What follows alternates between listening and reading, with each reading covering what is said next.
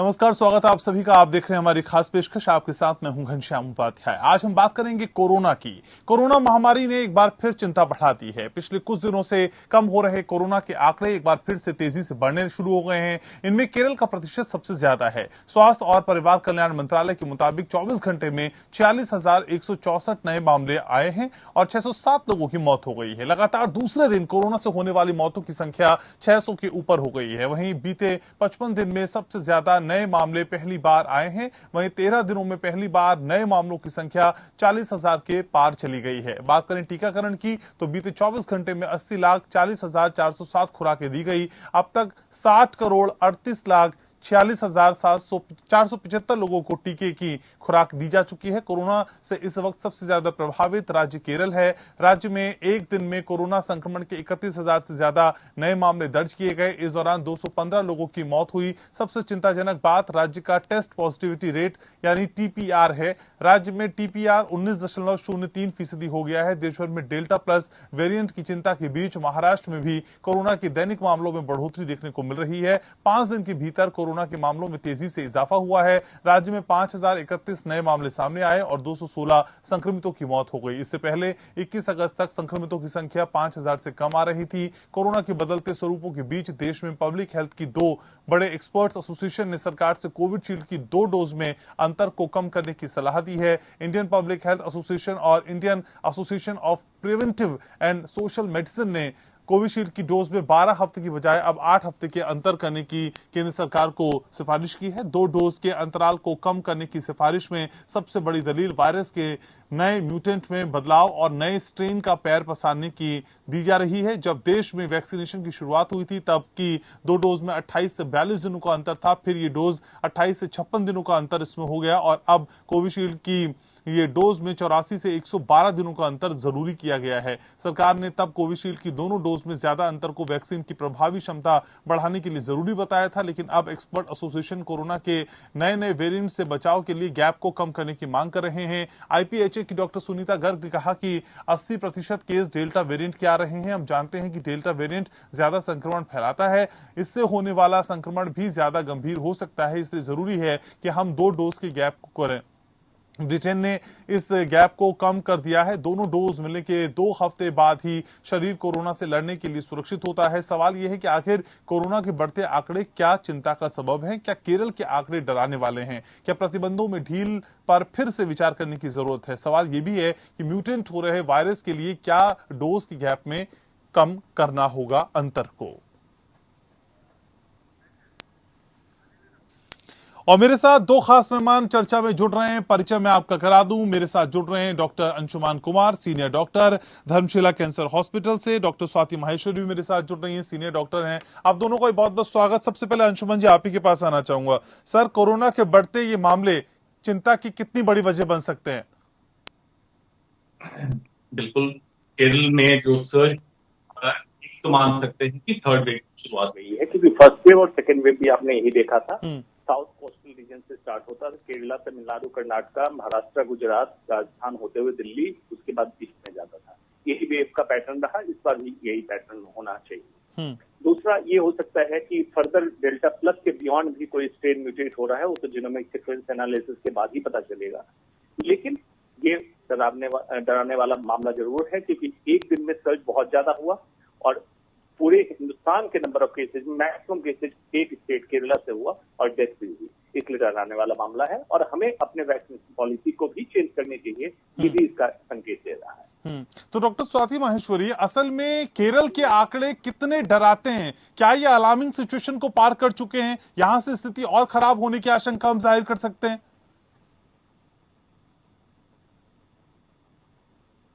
Doctor Swati, आप मेरे साथ हैं? तो डॉक्टर स्वाति तक शायद हमारी आवाज नहीं जा पा रही, लेकिन डॉक्टर अंशुमान लगातार बने हुए। तो डॉक्टर अंशुमान, केरल के आंकड़ों को लेकर आपका एनालिसिस क्या है सर? ये हॉटस्पॉट बनता जा रहा है क्या? और अगर तीसरी लहर आती है तो क्या माना जाए केरल की भूमिका बहुत ज्यादा दिखाई देती है इस कॉन्टेक्स्ट में? जब फर्स्ट वेव ही कोरोना का आया था, इंडिया में कोरोना स्टार्ट हुआ था, तो छिटपुट केसेस जयपुर, आगरा को छोड़ के मैक्सिमम केसेस केरल में हुए थे। केरल में क्योंकि बाहर से फ्लाइट ज्यादा आ रही थी, बाहर से माइग्रेंट ज्यादा आ रहे थे और केरल का अहम रोल सेकेंड वेव में भी रहा। थर्ड वेव में भी हम यही कह सकते हैं कि केरल में हॉटस्पॉट है। एक तो लोग दलील देते हैं कि केरल क्योंकि केसेस टेस्ट ज्यादा करता है इसके लिए केसेस ज्यादा आते हैं, ऐसा नहीं है। टेस्ट बाकी स्टेट में भी अब काफी होने लगे हैं। अब ये नहीं कह सकते टेस्ट की कोई स्टेट में कमी रही है, एक के दूसरे स्टेट को छोड़ दीजिए तो। लेकिन नंबर ऑफ केसेस बढ़ रहे हैं, इसका मतलब है कि वहां ससेप्टेबल पॉपुलेशन, मतलब ऐसी आबादी जिनको न कोरोना का वैक्सीन लगा है न कोरोना का संक्रमण पास में हो, ऐसे लोग अभी भी काफी हैं और वो संक्रमित हो रहे हैं, उनसे हॉटस्पॉट बनेगा और देश के बाकी जगहों पे फैलेगा। जो रास्ता मैंने ट्रैक बताया वही ट्रैक फर्स्ट वेव में भी रहा, सेकेंड वेव में रहा, थर्ड वेव में वही ट्रैक रहना चाहिए, ऐसा लगता है। जी, लेकिन डॉक्टर अंशुमान, ये कहा जा रहा है कि कोविशील्ड के बीच का जो गैप है उसको भी कम करने की जरूरत है, क्या आप भी इस इत्तेफाक रखते हैं? जी बिल्कुल। ये देखिए ऑक्सफोर्ड यूनिवर्सिटी का रिसर्च पेपर था, जब उन्होंने कहा था कि कोविड के को हम बढ़ा देते हैं, उन्होंने बढ़ाने की बात जब कही थी तो 8 से 12 हफ्ते का गैप बढ़ाने कहा था, जब 4 हफ्ते से चेंज हुआ था। लेकिन जैसे ही यूके में थर्ड वेव स्टार्ट हुआ, उनके एक्सपर्ट ने रिकमेंड किया कि इसके डोज ड्यूरेशन को कम कर दें, मतलब वापस से 6 हफ्ते पे ले आइए। अब इतना गैप देना उचित नहीं है कि हमें दोनों डोज दे के प्रतिरोधक क्षमता मैक्सिमम आबादी में बढ़ा के रखनी है, तभी हम इसकी चेन को तोड़ पाएंगे। ये यूके का रिकमेंडेशन हुआ। इसी कारण यूके में जब थर्ड वेव हुआ तो आप जाने कि 50% आबादी उनकी ऑलरेडी दोनों डोज लग चुकी थी उनको वैक्सीन की, फिर भी तीसरी लहर आई। तो हिंदुस्तान में भी जो 3 महीने का गैप कोविशील्ड में है उसको कम करना चाहिए और जल्दी से जल्दी या तो मिक्स मैच ट्रायल वैक्सीन का अप्रूव हो और दूसरी डोज वैक्सीन से सेकेंड डोज की आपूर्ति की जाए, या तो कोविशील्ड की डोज पर्याप्त मात्रा में दे के एक्सपोर्ट बंद करके हिंदुस्तान में ड्यूरेशन को कम करके सेकेंड डोज दे दिया जाए। जी, डॉक्टर स्वाति महेश्वरी भी जुड़ चुकी है हमारे साथ। तो डॉक्टर स्वाति, ये बढ़ते हुए मामले असल में किस ओर इशारा करते हैं? आपका एनालिसिस क्या है? क्या वजह दिखाई देती है कि केरल में लगातार मामले बढ़ रहे हैं? क्योंकि एक दलील जिसका डॉक्टर साहब ने भी जिक्र किया कि वहां पे टेस्टिंग ज्यादा होती है, इसलिए आंकड़े भी ज्यादा है। क्या यही माना जाए या फिर चिंता की बात कुछ और भी है? नहीं, देखिए जैसे अभी डॉक्टर अंशुमान ने बोला ये बात बिल्कुल सही है कि एक तरफ टेस्टिंग जहां ज्यादा हो रही है वहीं ससेप्टेबल पॉपुलेशन भी बहुत ज्यादा है और यही समझना बहुत जरूरी है। क्योंकि देखिए अगर किसी प्रदेश में लगातार 20,000 के आसपास मामले चल रहे हैं तो ये साफ तौर से दिख रहा है कि ट्रांसमिशन हो रहा है, एक व्यक्ति से दूसरे को संक्रमण जा रहा है। अगर आपको याद हो दिल्ली में, मुंबई में जब हम लोग लॉकडाउन लगाते हैं तो उसके बाद धीरे धीरे नंबर्स कम होने शुरू हो जाते हैं, लेकिन अभी केरला में आप जिस तरह से देख रहे हैं कि नंबर्स कम नहीं हो रहे हैं, कहीं ना कहीं वही संख्या पे 1-2 दिन के अंदर घूमकर हम वापस आ जाते हैं। इसका मतलब साफ तौर से ये है कि बहुत सारे लोग ऐसे हैं जिनके अंदर एंटीबॉडीज नहीं है और वो लोग जब एक दूसरे से संपर्क में आते हैं तो संक्रमण तेजी से फैलता है। और ये जो वायरस है वैसे भी जो डेल्टा वेरिएंट है ये और भी ज्यादा तेजी से फैलने की क्षमता रखता है। 10,000 गुना जो है देखा जा रहा है कि ज्यादा वायरल लोड ये क्रिएट कर रहा है। तो ऐसी स्थिति में बहुत खतरनाक वायरस है जिससे के साथ हम इस वक्त जूझ रहे हैं। और ऐसे में अगर लोग लापरवाही करेंगे, जो कि बार बार जब त्योहार आते हैं या इस तरह की कोई भी मार्केट वगैरह खुलते हैं तो आप देखते हैं कि लोग बिल्कुल भी ध्यान नहीं रख रहे हैं, मास्क नहीं लगा रहे हैं, सोशल डिस्टेंसिंग का ध्यान नहीं, भीड़ सब जगह इकट्ठी हो रही है। तो इन सब चीजों की वजह से लगातार संक्रमण बढ़ रहा है। देखिए सरकार टीकाकरण करने की पूरा प्रयास में लगातार लगी हुई है। टेस्टिंग और ट्रेसिंग भी केरला जैसे स्टेट में बहुत अच्छी हो रही है, वो लगातार बहुत ज्यादा तेजी से इसको कर रहे हैं। एक तरफ सरकार जहां लगातार ये प्रयास कर रही है वहीं लोगों के लिए भी जरूरी है कि वो संयम रखें, इस बात को समझे कि इस साल और एक तरफ कम से कम अब टीकाकरण तो आ ही गया है, तो इस साल और थोड़ा और संयम अगर हम रखें साल के अंत तक, जब तक कि हम एक अच्छे नंबर को अचीव नहीं कर लेते। क्योंकि अभी भी देखिए भारत में जहां हम 60 करोड़ डोजेस की बात कर रहे हैं, जनता बहुत ज्यादा होने की वजह से वो नंबर जब हम वैसे कैलकुलेट करते हैं तो 10%, 12% के आसपास ही पहुंचकर ठहरता है। ऐसी स्थिति में जब बहुत ज्यादा जनता ऐसी है जिसके टीका नहीं लगा है, जिसको की एंटीबॉडीज नहीं बनी है, तो ऐसी स्थिति में लगातार ये चिंता रहेगी और यहीं से लहरें उठने की संभावनाएं भी बढ़ती जाएंगी। इसलिए बहुत जरूरी है कि हम जहाँ हैं वहीं पर अगर अंकुश लगाएं तो कम से कम हम बाकी भारत को भी सुरक्षित कर पाएंगे और जहाँ ये संक्रमण फैल रहा है वहाँ भी जो हमारी स्वास्थ्य सेवाएं हैं उनकी कमी महसूस नहीं होगी, वरना धीरे धीरे स्वास्थ्य सेवाएं चरमराने लगती हैं। तो डॉक्टर स्वाति, ये माना जाए कि फिर जो असल में ढील दी गई है प्रतिबंधों में, उस पर फिर से विचार करने का समय आ गया है? देखिए बिल्कुल केरला को इस वक्त स्ट्रिक्ट होना ही पड़ेगा। जब उनका टोटल पॉजिटिविटी रेट प्रतिशत के आसपास चल रहा है, जो कि एक काफी बड़ी संख्या है। तो उनको स्ट्रिक्ट इस वक्त एक्शन लेने की जरूरत बिल्कुल होगी। ये ना सोचें कि त्योहार आ रहे हैं, ये ना सोचें कि अब हमारे को ये आयोजन करने की जरूरत है या अब हमारे ये इवेंट्स आ रहे हैं। उन सब का हमें बलिदान इस साल और देना ही होगा। और देखिए, बाकी राज्यों की तरफ अगर आप देखें तो वो लोग भी ये काम कर रहे हैं। जहाँ संक्रमण ज्यादा नहीं है वहां भी लगातार ये बात हो रही है कि पहले हमें स्वास्थ्य को प्राथमिकता देनी होगी, जीवन बचाने को प्राथमिकता देनी होगी। अभी और लोग इस साल अपने घरों में रह करके त्योहारों को मना सकते हैं, जैसे हमने पिछले साल मनाया था, ताकि हमारे बच्चे सुरक्षित रहें। देखिए, जब अमेरिका में, ब्रिटेन में अभी संक्रमण बढ़ा तो वहाँ बच्चे भी काफी तादाद में संक्रमित हुए हैं। उनको बचा पाना तब संभव नहीं हो पाता है और बच्चों के लिए वैक्सीन अभी नहीं है। तो अगर हम चाहते हैं कि हमारे बच्चे सुरक्षित रहें, ये वर्ग सुरक्षित रहे, तो हम ही लोगों को प्रयास करना होगा कि हम कम से कम निकलें, हम संक्रमण को बढ़ावा ना दें, अपने बच्चों को एक्सपोज ना करें। तो ये प्रयास अगर हम नहीं करेंगे तो फिर तीसरी लहर जिसकी लगातार चेतावनी दी जा रही है वो एक रियलिटी बन जाएगा। अभी हम क्योंकि टीकाकरण कर रहे हैं तो तीसरी लहर अभी तक नहीं आ पाई है और हम अगर कोशिश करेंगे तो उसे और पीछे धकेल सकते हैं। लेकिन अगर हम प्रयास ही नहीं करेंगे तो हम लोग न्योता देंगे और ऐसे में कभी भी तीसरी लहर का आगाज हो सकता है। यही केरला, महाराष्ट्र जहां लगातार संक्रमण बढ़ रहा है वहीं से तीसरी लहर उठ जाए। क्योंकि देखिए, भारत में किसी स्टेट मूवमेंट पे अभी रेस्ट्रिक्शन नहीं है। आप एक स्टेट से दूसरे स्टेट जा सकते हैं, एक शहर से दूसरे शहर जा सकते हैं, हमारी बाउंड्रीज पोरस हैं। ऐसे में कब कहाँ से उठ करके एक प्रदेश से दूसरे प्रदेश में इन्फेक्शन आ जाएगा ये कह पाना बहुत मुश्किल होगा। तो इसलिए पूरे भारत को बचाने के लिए, सब लोगों को बचाने के लिए हम लोगों को ये सभी को प्रयास करना होगा और टीकाकरण करवाएं। अभी भी बहुत लोग मन में शक शुबा लेके बैठे हैं कि हमें टीकाकरण नहीं कराएं या नए वेरिएंट्स आ गए तो पता नहीं अब वैक्सीन इन वेरिएंट्स पर कारगर है या नहीं। तो ये सब बातें ना सोचें। वैक्सीन पर जो है वो डेल्टा वेरिएंट्स या जितने भी और वेरिएंट्स है सभी पर कारगर है और आपको तीव्र बीमारी होने से बचाएंगे। तो आप आईसीयू जाने से, हॉस्पिटल जाने से बच जाएंगे अगर आपने टीका लगवाया है। तो जरूर टीका लगवाएं और ये मन से जो भी भ्रम है उन्हें दूर करें। ठीक है, तो डॉक्टर अंशुमान ये माने कि असल में जो त्योहारों पे दी जाने वाली छूट है वो बढ़ते हुए आंकड़ों की एक बड़ी वजह है। बकरीद के बाद हमने देखा था मामले बढ़े, अब ओणम के बाद हम देख रहे हैं कि मामले बढ़ गए हैं। तो इस तरह त्योहारों पर दी जाने वाली छूट से अभी हमें बचना होगा। जैसे डॉक्टर स्वाति भी कह रही थी कि त्योहारों का बलिदान अभी हमें कुछ और देना होगा। बिल्कुल, डॉक्टर स्वाति ने बिल्कुल सही फरमाया। देखिए, आपको याद हो कांवड़ यात्रा पे सुप्रीम कोर्ट का जब डिसीजन आया था उसके तुरंत ही बाद बकरीद पे 3 दिन का लॉकडाउन में छूट दे दी गई थी केरला में। उससे सुप्रीम कोर्ट ने बिल्कुल साफ शब्दों में कहा था कि जिस तरह से कांवड़ यात्रा पे मेरा निर्णय है उसी तरह से बकरीद के भी निर्णय को माना जाए और लॉकडाउन में छूट नहीं दी जाए। कहा जाता है सची वैद्य गुरु तीन जो प्रिय बोले भया राज धर्म तनकीन करी हो ही गई नाथ।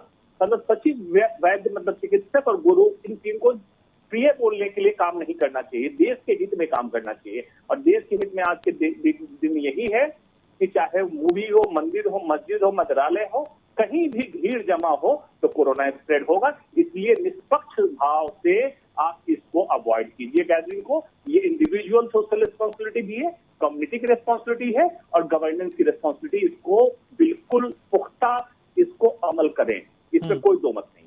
ठीक है, तो डॉक्टर स्वाति, वैक्सीनेशन एक इंपॉर्टेंट फैक्टर हो सकता है अगर तीसरी लहर जिसकी हम लगातार आशंका जाहिर करते हैं उससे बचना है और इस तरह के मामलों से भी बचना है। लेकिन वर्तमान स्थिति में वैक्सीनेशन की जो रफ्तार है वो आपको एप्रोप्रिएट दिखाई देती है मैडम? मौजूदा स्थिति के हिसाब से बिल्कुल ठीक है?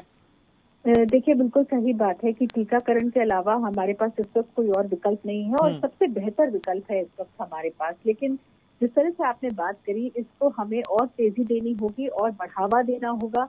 लेकिन देखिए, अगर आप लगातार देखें तो सेंट्रल गवर्नमेंट भी ये बात बोल रही है कि राज्य सरकारों के पास अभी 2 करोड़ से ज्यादा वैक्सीन पड़ी हुई हैं, अलग अलग राज्य सरकारों के पास। तो लोग भी अभी उतना ज्यादा आगे नहीं आ रहे हैं, हिचकिचा रहे हैं। तो कम से कम लोगों को भी लगातार जो है अपने जो उनके भ्रम है उनको दूर करें। क्योंकि देखिए, सरकार अभी और वैक्सीन को भी स्वीकृति दे रही है। धीरे धीरे हमारे पास वैक्सीन बढ़ती जाएंगी। अब बच्चों के लिए भी आज बात हुई थी कि ज़ाइकोव-डी जो है अब अक्टूबर से अवेलेबल हो जाएगी 12 साल से ऊपर के बच्चों के लिए। तो प्रयास निरंतर हो रहे हैं और इतने बड़े देश में वैक्सीन लोगों तक पहुंचाना ये भी कोई एक छोटा कार्य नहीं है।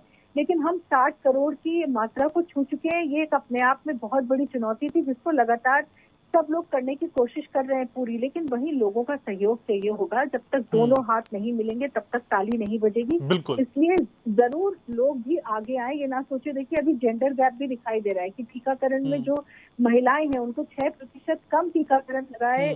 तो कोरोना ने चिंता बढ़ा दी है और ये चिंता फिलहाल केरल से बढ़ती हुई पूरे देश की तरफ आते हुए दिखाई देती है। और इसी चिंता का सबब क्या है और इस चिंता का सोल्यूशन क्या है, ये समझने की आज कोशिश कर रहे हैं। दो खास मेहमान लगातार मेरे साथ चर्चा में बने हुए हैं। डॉक्टर अंशुमान, ब्रेक से पहले डॉक्टर स्वाति ने एक जिक्र छेड़ा कि असल में वैक्सीनेशन को लेकर अभी भी हम उस तरह से रिएक्ट नहीं कर रहे हैं जिस तरीके से हमें रिएक्ट करना चाहिए। इस संजीदगी की वजह ना होने की बड़ी वजह क्या समझ में आती है सर? और जेंडर गैप भी एक बड़ा प्रॉब्लम क्रिएट कर सकता है। देखिए, वैक्सीनेशन में आज नए इतिहास में हर बार हिंदुस्तान की एक ही तरकीब रही है कि पहले वैक्सीनेशन के खिलाफ अफवाह हुआ, कभी धार्मिक, कभी राजनीतिक, कभी कुछ होता है। ये हुआ उस समय तो हम मानते थे वैक्सीन हेजिटेंसी है, हिचकिचाहट है वैक्सीन लगवाने में, किसी को साइड इफेक्ट का डर है, किसी को किसी चीज का डर है।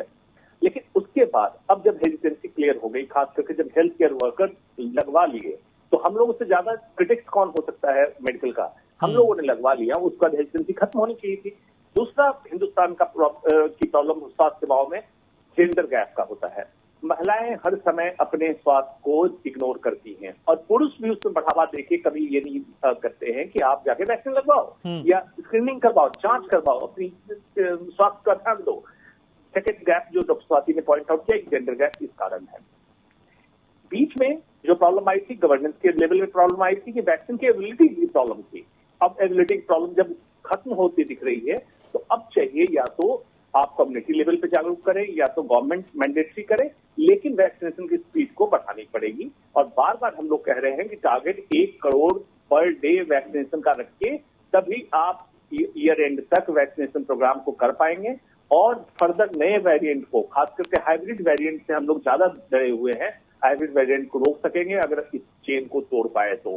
अन्यथा फिर से सेकेंड वेव में आपने डरावना दृश्य देखा था, उस दृश्य को देखने के लिए तैयार रहे। जी डॉक्टर स्वाति, असल में कई बार इस तरह की चर्चा भी होती है, ये जानने की इच्छा होती है कि दूसरी वेव में हम खत्म हो गई है, क्या हम उतने रिलैक्स हो गए और तीसरी वेव क्या आनी ही है? क्योंकि तीसरी वेव को लेकर भी कई तरह की थियरीज हैं, कई तरह के ओपिनियंस हैं जो कहते हैं कि नहीं आएगी, कोई कहता है नहीं आएगी, आएगी तो बहुत कम असर होगा। ये किस तरह की थियरीज हैं मैम, थोड़ा बताइए। देखिए, अगर हम इसको इस तरह से समझें, जब दूसरी लहर हमारी काफी पीक पर थी, सभी प्रदेशों में ज्यादातर लॉकडाउन लग गया था उस वक्त, और जैसे जैसे हम रिलैक्सेशन करने लगते हैं, जब मामले कम होने लगते हैं, फिर से लोग बाहर निकलने लगते हैं, तो लॉकडाउन एक स्पीड ब्रेकर की तरह ही केवल होता है। वो पूरी तरह से संक्रमण को खत्म नहीं कर सकता और इसीलिए फिर दोबारा से हम सर्च देखते हैं। लेकिन भारत क्योंकि एक बहुत विशाल देश है और अलग अलग राज्यों में अलग अलग समय पर पीक आती है, आप देख रहे हैं कि एक जगह की लहर खत्म होती है तो दूसरी जगह की लहर शुरू हो जाती है। इस वजह से जो भारत के टोटल नंबर्स हैं उनमें हमने अभी तक उतनी गिरावट नहीं देखी जितनी कि दूसरी वेव के बाद हम लोग उम्मीद कर रहे थे कि कम हो जाएंगे मामले, 10,000 9,000 के आसपास आ जाएंगे। ऐसा हमने बिल्कुल नहीं देखा और लगातार आप देख रहे हैं कि 40,000 के आसपास हमारे मामले घूम ही रहे हैं। इसी वजह से लगातार ये बात भी हो रही है कि हो सकता है कि तीसरी लहर का आगाज यहीं कहीं बीच में से ही हो जाए। जरूरी नहीं है कि नंबर्स बिल्कुल नीचे तक आए और उसके बाद ही हम तीसरी लहर को आते हुए देखें, ऐसा जरूरी नहीं है, क्योंकि प्रदेश बहुत सारे हैं भारत में। ऐसी स्थिति में हमें ये जरूर समझना होगा कि अभी भी बहुत सारे लोग ऐसे हैं जिनको की एंटीबॉडीज नहीं बनी है और ऐसे में वायरस को मौका बहुत आसानी से मिल सकता है कि वो फिर से ट्रांसफर होने लगे एक व्यक्ति से दूसरे में, और जिन प्रदेशों में अभी हम मामले कम होते देख रहे हैं वहां दोबारा सर्च आ जाए। एक अच्छी बात जरूर ये है कि अभी वायरस का कोई बहुत ऐसा नया म्यूटेंट सामने नहीं आया है। फिलहाल जो अभी सब जगह दिख रहा है वो डेल्टा वेरिएंट ही है और भारत में दूसरी लहर डेल्टा वेरिएंट की वजह से ऑलरेडी आकर के जा चुकी है। ऐसी स्थिति में संभावनाएं कम लग रही है कि कोई एक बहुत बड़ी वेव आएगी और फिर से बहुत तबाही का मंजर सामने आएगा।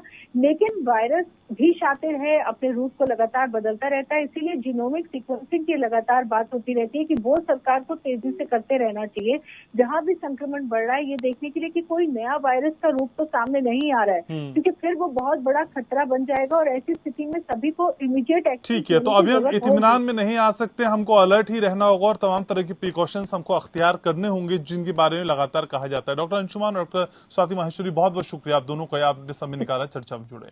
तो आपको अपना ख्याल रखना है, अपनों का ख्याल रखना है, और कोरोना की बढ़ती हुई इस लहर से और बढ़ते हुए इन मामलों में वो तमाम एहतियात करने हैं जिनके बारे में सरकार की गाइडलाइंस हैं, जो सरकार लगातार आपको कहती रहती है। इसी के साथ इस खास कार्यक्रम में इतना ही।